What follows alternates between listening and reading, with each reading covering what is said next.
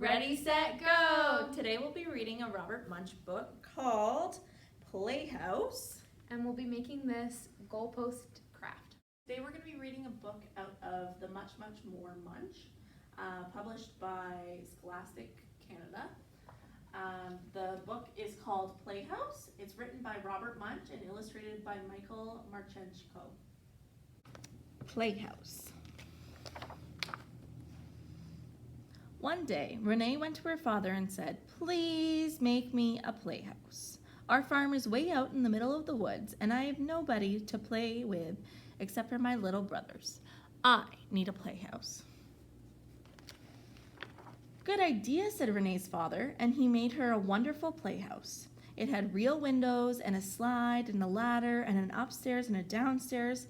It was almost like a real house, but not quite. The next day, Renee moved lots of her stuff from her room into the new playhouse, and it was even more like a real house.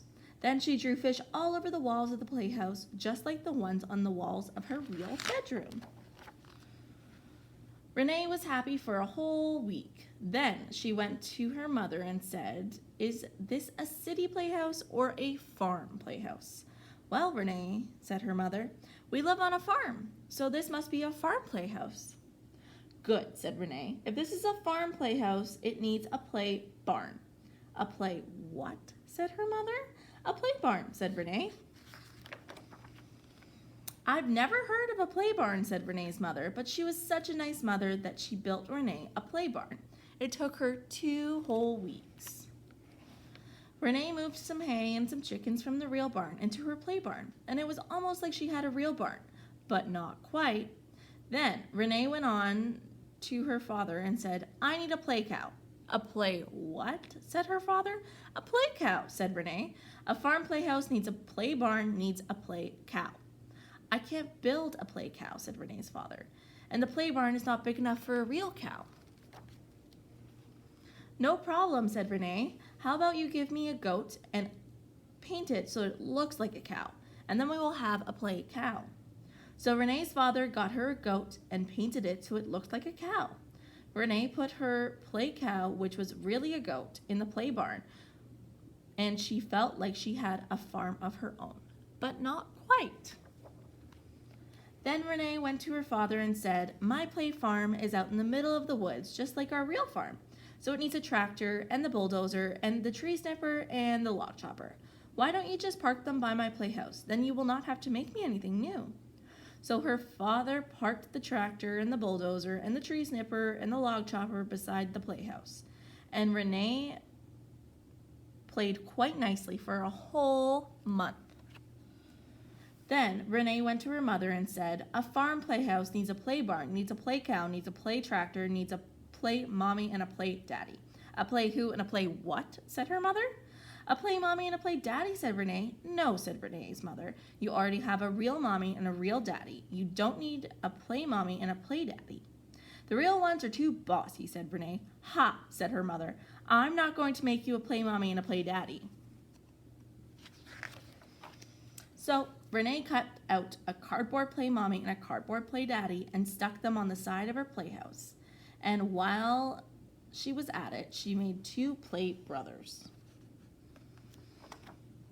When Renee came in for dinner, there was a scarecrow sitting in her chair. "What's that?" said Renee. "That," said her mother, "is my play Renee. She's always nice and never bossy. You can eat play food out in the playhouse with your play mommy and your play daddy." Renee said, "Play Renee and I are going to go outside." Then the real Renee took play Renee and fed it to the play cow, which was really a goat. Then the goat ate all the clothes and all the straw, and soon play Renee was completely gone. Then Renee walked into the kitchen and gave her mother a kiss. "Was that a real kiss or a play kiss?" said Renee's mother. "That," said Renee, "was a real kiss from a real bossy daughter. For a real bossy mommy, now can I have real dinner with my real family?" "No problem," said her mother. "I like real bossy kids better than play kids anyways." And everyone had a really wonderful dinner. Except Renee. Look at those cardboard pieces of food. right, the end. Special thanks again to Scholastic Canada for letting us read this book. Today we are making a goalpost and a football.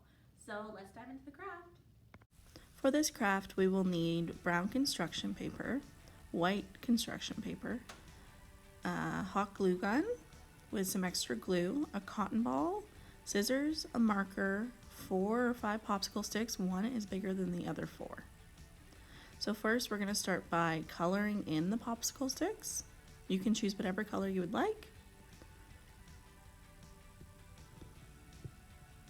Next we're going to add some hot glue and then attach to the big popsicle sticks the 4 smaller popsicle sticks. So you're going to want 2 to be horizontal and then 2 from there to be vertical.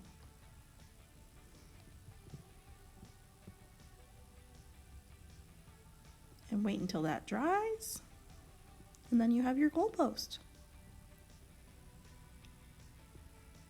Next, we're making the ball, so we are going to use the brown construction paper. We are going to cut it out 2 pieces into a football shape.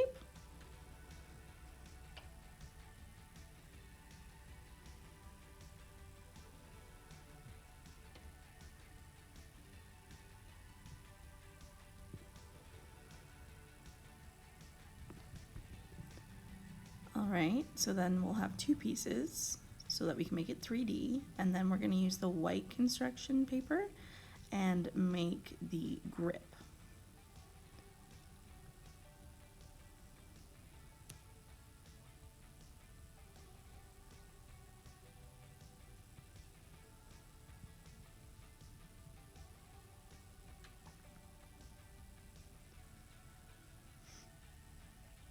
So once that's done, we are going to add some glue onto the 2 pieces of brown construction paper so that we can seal one of the sides. And then next, we're going to fluff up that cotton ball and then stick it within those 2 pieces of construction paper.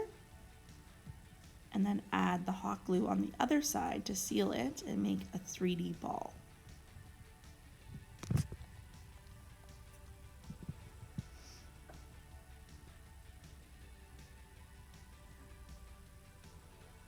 Making sure that that's sealed. And next we're going to glue on that grip.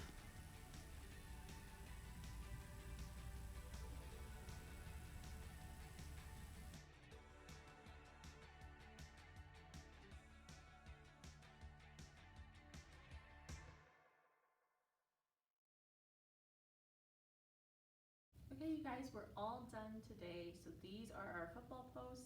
Then we have our 2 3D footballs. So go out and have fun and challenge your neighbor or your friends. See ya. Thanks for tuning in.